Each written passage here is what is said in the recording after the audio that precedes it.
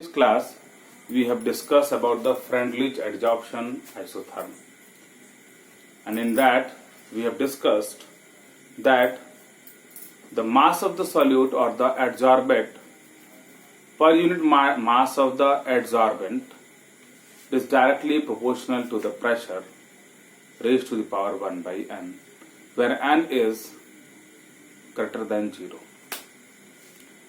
We have also seen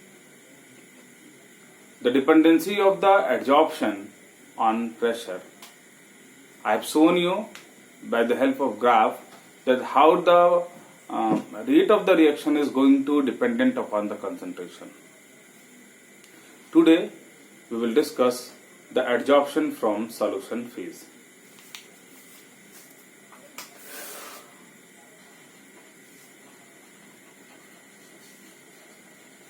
Adsorption from solution phase.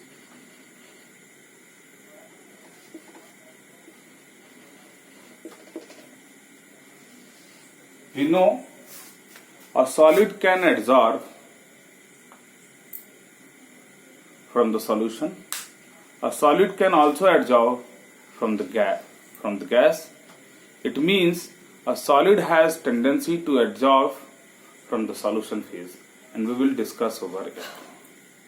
For example, when aqueous solution of acetic acid, or we can say a water containing acetic acid, is sucked with charcoal, then when it is sucked, then after some time when we will observe, we will see that this acidic concentration of acetic acid in water is going to decrease. Where this acetic acid goes, this acetic acid, it is being adsorbed on the charcoal. To the next, when a litmus solution is sucked with charcoal, then it becomes colorless because the charcoal adsorbs the color of litmus solution. To the next, we know the precipitate of magnesium hydroxide attains blue color in the presence of magnesium reagent because this precipitate of magnesium hydroxide can adsorb the magnesium reagent over its surface. That's why it turns blue. It means from all these observations, what we know that a solid has tendency to adsorb from the solution phase. हमने क्या discuss किया? हमने previous class में discuss किया है कि Freundlich adsorption isotherm क्या है, और हमने देखा है कि the adsorption of solute per unit mass of the adsorbent और एडसॉर्बेंट वर्सेस प्रेशर हमने ग्राफ को चेक किया है, और ग्राफ से हमने देखा है कि जो एडजॉर्प्शन का रेट है वो प्रेशर से कैसे डिपेंडेंट करता है.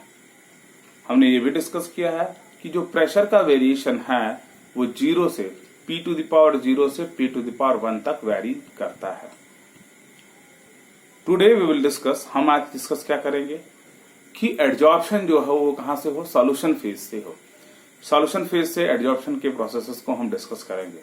हम जानते हैं कि जो सॉलिड है वो गैस ही नहीं, सॉल्यूशन से भी चीजों को एडजॉर्ब कर सकता है, and by the means of various example, बहुत सारे एग्जाम्पल के सहायता से हम इसको बता सकते हैं. जैसे अगर हमारे पास वाटर और एसिटिक एसिड का मिक्सचर है, जब चारकोल डाल के और उसको हम शेक करेंगे, वेल सेक करने के बाद हम देखेंगे कि जो एसिटिक एसिड का सॉल्यूशन है वाटर के अंदर, that is going to decrease, वो घट गया है.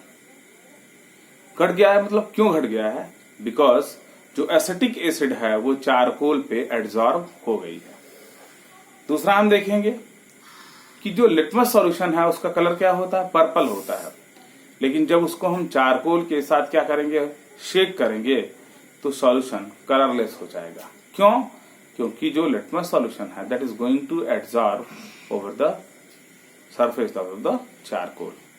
नेक्स्ट हम देखेंगे कि जो मैग्नीशियम हाइड्रोक्साइड का प्रेसिपिटेट है वो मैग्नीशियम रिएजेंट में जब डाला जाता है तो वो ब्लू कलर अटेन करता है. क्यों ब्लू कलर अटेन करता है? क्योंकि जो मैग्नीशियम हाइड्रोक्साइड का प्रेसिपिटेट है वो ब्लू कलर इसलिए हो जाता है क्योंकि मैग्नीशियम हाइड्रोक्साइड के प्रेसिपिटेट जो हैं वो मैग्नीशियम रेजेंट को अपने सरफेस पे एब्जॉर्ब कर लेते हैं। तो we have made certain conclusion from this observation, we will discuss it. Observation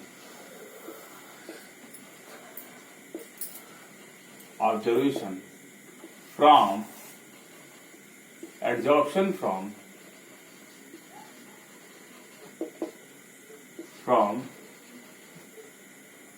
solution phase।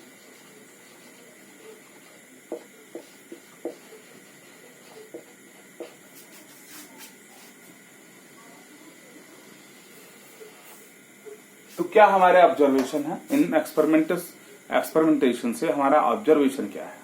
हमने what we have seen that when we are going to increase the temperature then the rate of absorption decreases. तो पहला क्या है? पहला observation है the extent of absorption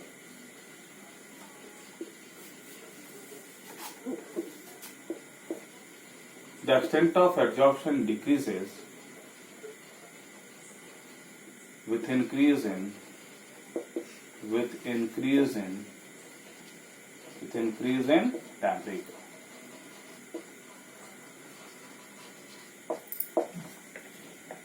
दूसरा observation क्या है हमारे पास? इट मीन्स अगर हम टेम्परेचर को क्या करेंगे, इंक्रीज करेंगे, तो जो एब्जॉर्प्शन प्रोसेस है सॉल्यूशन फेज से वो क्या करेगा? डिक्रीज करेगा।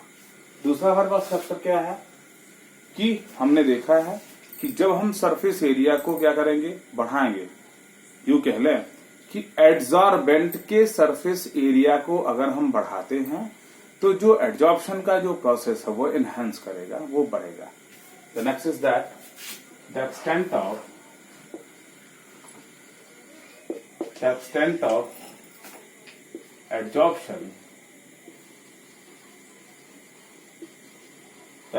of adsorption, increases with increase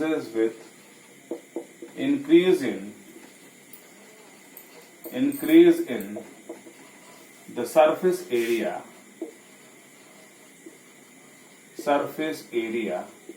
of adsorbent।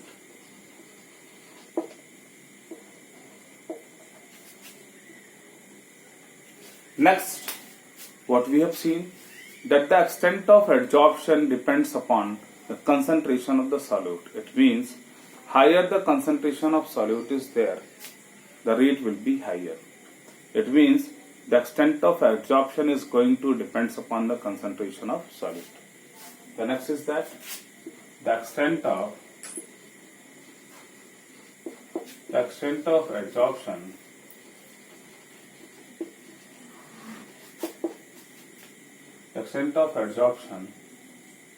increases with depends upon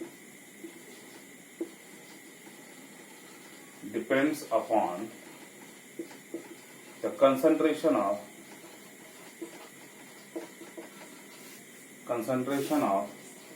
solute. In order to know the dependency on the extent of adsorption with concentration of solute, we will have an equation that x by m is equals to k c to the power 1 by n. What we are going to modify? In case of Langmuir adsorption isotherm, what we have seen the extent of adsorption, that is x by m, with pressure raised to the power 1 by n. But in this case, when we are discussing the adsorption from solution phase, instead of pressure, we are going to use concentration term. That we will discuss later on. To the next, what we have discussed, the extent of adsorption depends upon the concentration of solute in the solution.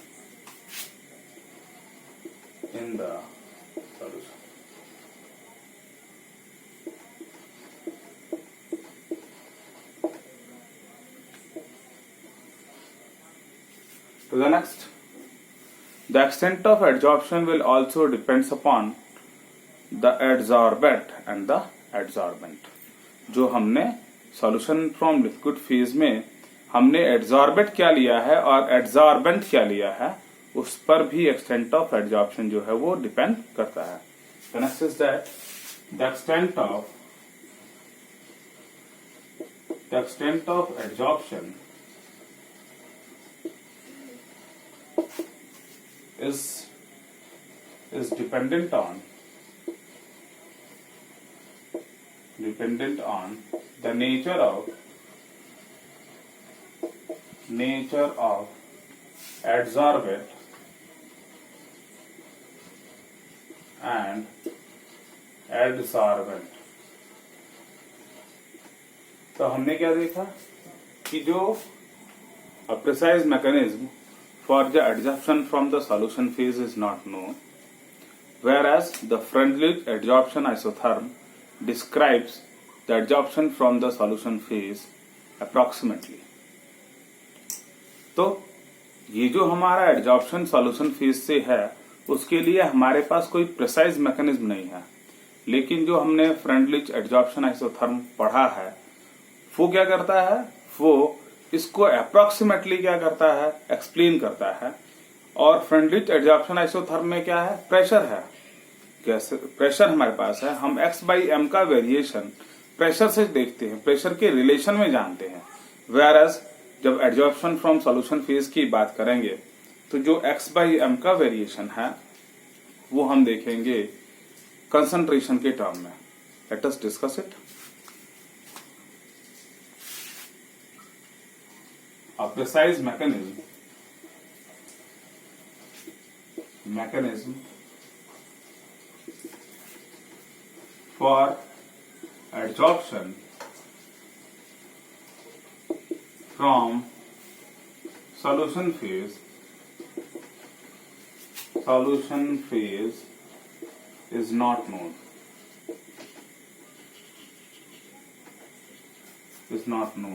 But Freundlich adsorption isotherm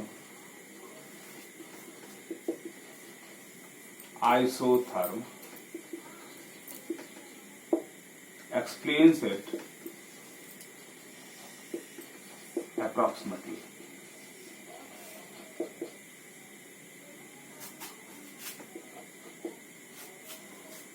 What we have, we know x/m is equals to k c to the power 1/n, where x is the mass of adsorbent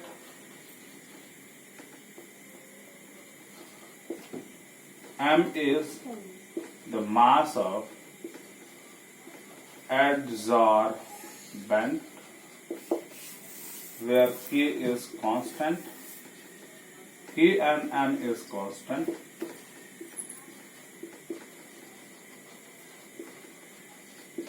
and we have c that is known as equilibrium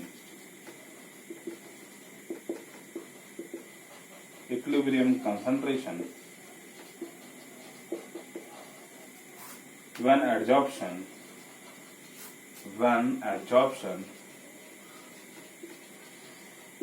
is completed.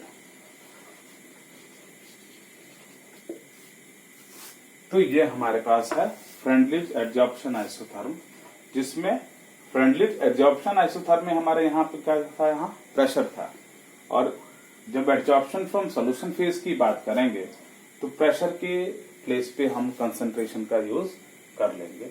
हमने discuss किया x जो है वो mass of एडसॉर्बेंट है, m जो है वो mass of एडसॉर्बेंट है, k और n जो है वो कांस्टेंट है, और जो c यहाँ है वो इक्विलिब्रियम कंसंट्रेशन है जब एडसॉर्प्शन का प्रोसेस जो है वो क्या है, कंप्लीट हो चुका है.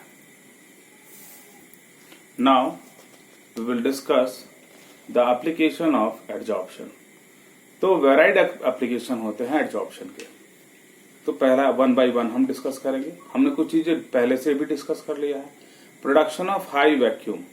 हाई वैक्यूम का प्रोडक्शन क्या, हाई वैक्यूम के प्रोडक्शन में हमारे पास क्या है, when we have a close container, जब क्लोज कंटेनर होगा और जब हम उसमें क्या करेंगे, चारकोल को प्लेस कर देंगे। चारकोल को जब हम प्लेस करेंगे तो क्या करेगा, वो जो गैसेस उस क्लोज कंटेनर में होंगी वो क्या करेगा, चारकोल जो है उसको एब्जॉर्ब कर लेगा। जब एब्जॉर्प्शन हो जाएगा तो जो क्लोज कंटेनर के अंदर का जो प्रेशर है वो बहुत कम हो जाएगा, that can be created by evacuation और वैक्यूम पंप। दूसरा हम बात करेंगे गैस मास्क के केस में। गैस मास्क का हम कहाँ उपयोग करते हैं, कहाँ यूज होता है? गैस मास्क जो है वो कोल माइंस में हम यूज करते हैं, जहां पॉइजनस गैसेस के प्रोडक्शन या पाए जाने की प्रोबेबिलिटी है। तो गैस मास्क में हम क्या इस्तेमाल करते हैं, एक्टिवेटेड चारकोल का इस्तेमाल करते हैं। एक्टिवेटेड चारकोल जो है वो पॉइजनस गैसेस को एब्जॉर्ब कर लेता है। तो द नेक्स्ट, हमने पहले भी डिस्कस किया है कि जब हम कोई फैब्रिक खरीदते हैं, कोई क्लॉथ खरीदते हैं, तो उस क्लॉथ के पैकेट्स में छोटे छोटे ग्लोब्यूल्स होते हैं, और वो ग्लोब्यूल्स जो हैं वो किसके होते हैं, एल्यूमिना के होते हैं या सिलिका के होते हैं। क्यों होते हैं? क्योंकि ये जो सिलिका और एल्यूमिना है that is going to absorb the humidity present in the cloth. और ऐसे अगर ह्यूमिडिटी जो है वो क्या होगी, ह्यूमिडिटी अगर क्लॉथ में होगी तो क्या लगेंगे, फंगस लग सकते हैं। तो उससे प्रिवेंट करने का काम हमारा सिलिका जेल करता है। नेक्स्ट हम बात करेंगे शुगर केन इंडस्ट्रीज में। शुगर केन इंडस्ट्रीज में जो शुगर का प्रोडक्शन होता है वो कलर्ड शुगर होता है, लाइट येलो कलर। तो फिर that sugar solution is passed over the beds of animal charcoal. अब ये एनिमल चारकोल क्या करता है, एनिमल चारकोल जो है शुगर के अंदर जो क्या है, शुगर के अंदर जो कलरिंग इम्प्योरिटीज है उसको एब्जॉर्ब कर लेता है, और एब्जॉर्ब करने से जो हमारा शुगर है वो कलरलेस होता है। नेक्स्ट हम बात करेंगे क्रोमेटोग्राफिक मेथड में। क्रोमेटोग्राफिक मेथड थोड़ा उसको हम डिटेल जानेंगे जब वो आएगा। इन केस ऑफ क्रोमेटोग्राफिक मेथड, तो क्रोमेटोग्राफिक मेथड में हमारे पास एक स्टेशनरी फेज रहेगा। सपोज ये हमारा जो हाथ है वो स्टेशनरी फेज है। स्टेशनरी मतलब ये मूव नहीं करेगा। और हमारे पास एक मोबाइल फेज होगा। तो स्टेशनरी फेज और मोबाइल फेज में बता दूं तो पेपर क्रोमेटोग्राफी में जो पेपर होता है वो हमारा स्टेशनरी फेज होता है, और जो सॉल्वेंट है, जैसे हम पेपर को किसी वाटर में बॉटम को टच करता हुआ अगर स्ट्रेन कर देते हैं, रख देते हैं, तो वो जो वाटर है वो कैपिलरी एक्शन से उस पेपर पे चढ़ जाता है। एक पेपर को अगर हम किसी कंटेनर में बॉटम को डुबोए हुए अगर उसको रखते हैं तो वो जो वाटर है उस पे कैपिलरी एक्शन से ऊपर जाने लगता है। तो फिर जो हमारा पेपर है वो क्या है, वहां पेपर जो है वो स्टेशनरी फेज है, और जो हमारा वाटर है जो ऊपर चढ़ रहा है उसको हम क्या बोलेंगे, उसको मोबाइल फेज बोलेंगे। तो अब क्या होगा, कैसे, जो क्रोमेटोग्राफिक मेथड है वो आज की टेक्निक है और वो सेपरेशन टेक्निक है। सपोज ये हमारा पाम जो है वो क्या है, पेपर है, और इस पे सॉल्वेंट मूव करेगा, तो कैसे सेपरेशन हो सकता है?